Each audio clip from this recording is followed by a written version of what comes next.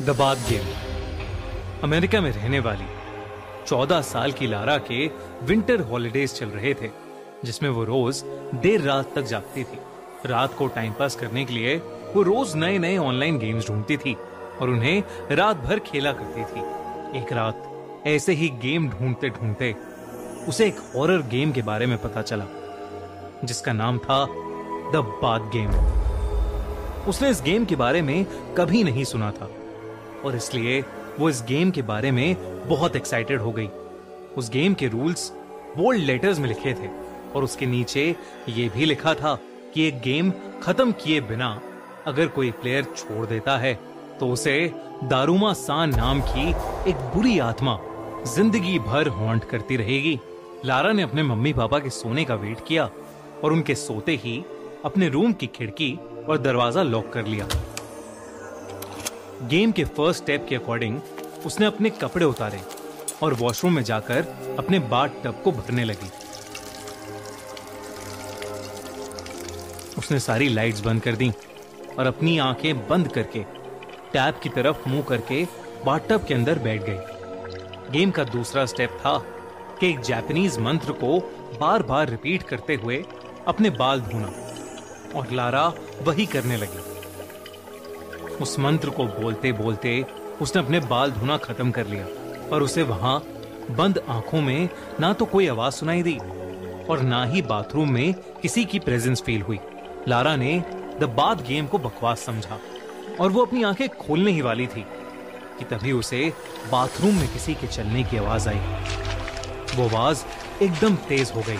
तभी वहां सफेद फटे हुए मैले कपड़ों में एक औरत उसके सामने आ गई।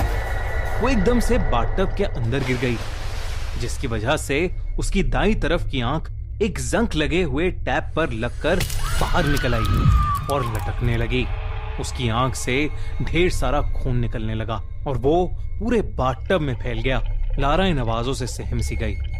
वो आंखें खोलने का सोच ही रही थी, पर तभी उसे गेम के रूल्स याद आ गए और उसने उस औरत से पूछा, Why did you fall in the bathtub? यानी तुम बाथटब में क्यों गिर गई? ये कहते ही लारा गेम के अकॉर्डिंग बाथटब से निकलकर बिना मुड़े बाथरूम के बाहर निकल आई। उसे इस बात का विश्वास ही नहीं हो रहा था कि उसे दारुमा सान की प्रेजेंस सच में फील हुई है। वो डर के मारे एकदम सुन्न पड़ गई। उसका उस वक्त मन कर रहा था कि वो अपने घर से भागकर कहीं दूर चली जाए, पर अगर वो गेम के आगे के स्टेप्स फॉलो नहीं करती तो दारुमा सान उसको हमेशा हॉन्ट करती रहती। तो वो रूल्स के अकॉर्डिंग अपने बिस्तर में जाके सो गई। उसे पूरी रात ऐसा लगता रहा जैसे उसे कोई देख रहा है। बहुत मुश्किल से वो कुछ घंटों के लिए उस औरत के बारे में ना सोच के सो पाई। अगली सुबह थोड़ी सी नींद मिलने पर लारा का दिमाग रिफ्रेश हो गया और वो अपने नॉर्मल रूटीन पर लग गई। वो वॉशरूम गई, उसने खाना खाया, पर जैसे जैसे वो एक जगह से दूसरी जगह जाती गई उसे अपने पीछे किसी के होने का एहसास होने लगा था। पर वो जब भी पीछे मुड़कर देखती तो वहां कोई नहीं होता था। उस दोपहर लारा की मॉम उसको शॉपिंग के लिए सुपरमार्केट ले गई। लारा को अब भी लग रहा था कि दारुमा सान उसका पीछा कर रही है और लारा को लगा कि वो घर के बाहर निकलने के बाद दारुमा सान से शायद सेफ हो जाएगी, पर पूरे रास्ते उसे वैसा ही लगता रहा जैसे कि कोई उसको फॉलो कर रहा है और उसको घूर रहा है। सुपरमार्केट में शॉपिंग करते हुए उसकी मॉम दूसरी रो में सीरियल्स लेने चली गई। लारा एक रो में घर के बाकी सामान की शॉपिंग कर रही थी जब उसे अपनी आंखों के कोने से एक औरत दिखाई दी। उसने फौरन पीछे मुड़कर देखा, लेकिन वहां फिर से कोई नहीं था। तभी लारा वापस आगे मुड़ी और उसका दिल दहल उठा। उसने अपने हाथ में सामान की जगह दारुमा सान का कटा हुआ सर पकड़ा हुआ था।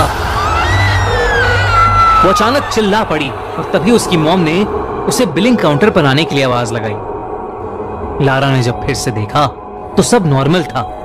उसके हाथ में नॉर्मल ग्रोसरी का ही सामान था।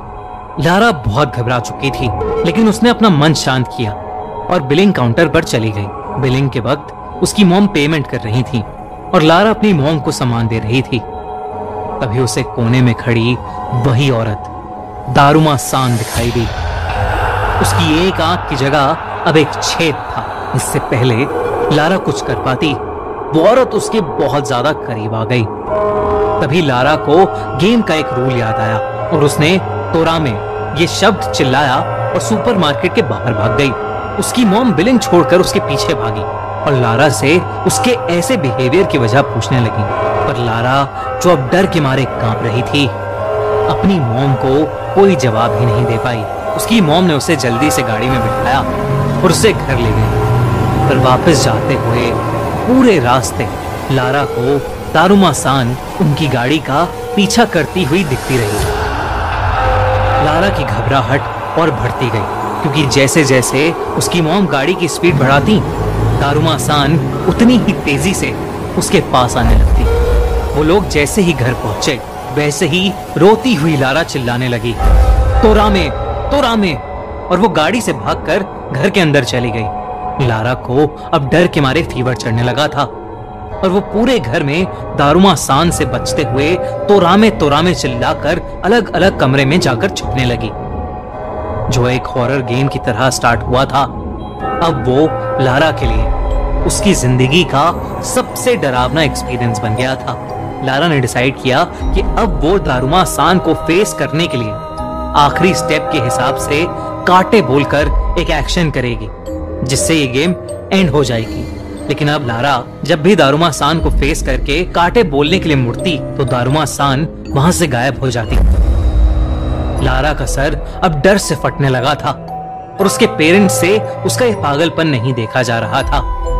उन्होंने उसे नींद की दवाई दी और उसे बिस्तर पर लिटा दिया और उसके कमरे से वो तब तक नहीं गए जब तक वो सो नहीं गई। लारा की जब आंख खुली तो वो अपने बाथटब में थी। उसे अचानक लगा कि कोई उसे जकड़ रहा है और जब उसने पीछे देखा तो दारुमा सान ने अपने हाथों से उसे पकड़ रखा था और वो जोरों से हंस रही थी। लारा ने गेम को खत्म करने के लिए काटे चिल्लाया। गेम के रूल्स के अकॉर्डिंग दारुमा सान की आत्मा वहां से गायब हो जानी चाहिए थी, लेकिन दारुमा सान और जोरों से हंसने लगी। तभी लारा को सांस आनी बंद हो गई। उसे ऐसा लगने लगा कि जैसे वो बाथटब के पानी में डूब रही हो। डूबते डूबते लारा की आंखें बंद हो गईं। जब उसकी आंखें फिर से खुली तो वो अपनी मॉम के पास अपने बेडरूम में ही थी और पसीने से पूरी गीली थी। तभी लारा की नजर घड़ी पर पड़ी, जिसमें 12:30 AM हो गए थे। मतलब अगला दिन शुरू हो गया था और लारा गेम टाइम पर एंड करने में फेल हो गई थी। लारा ये देखकर घबराहट के मारे रोने लगी और उसने अपनी मम्मी को जोर से गले लगा लिया। उस दिन के बाद से लारा को हर रात एक सपना आने लगा, जिसमें दारुमा सान उसे उसी के बाथटब में पानी में डुबाकर मार रही होती है। और फिर एक दिन खबर आई कि लारा की मौत हो गई है और उसकी लाश उसी के बाथटब में तैरती हुई मिली। बात गेम के बारे में सबको तब पता चला जब लारा की मॉम ने उसकी डायरी देखी।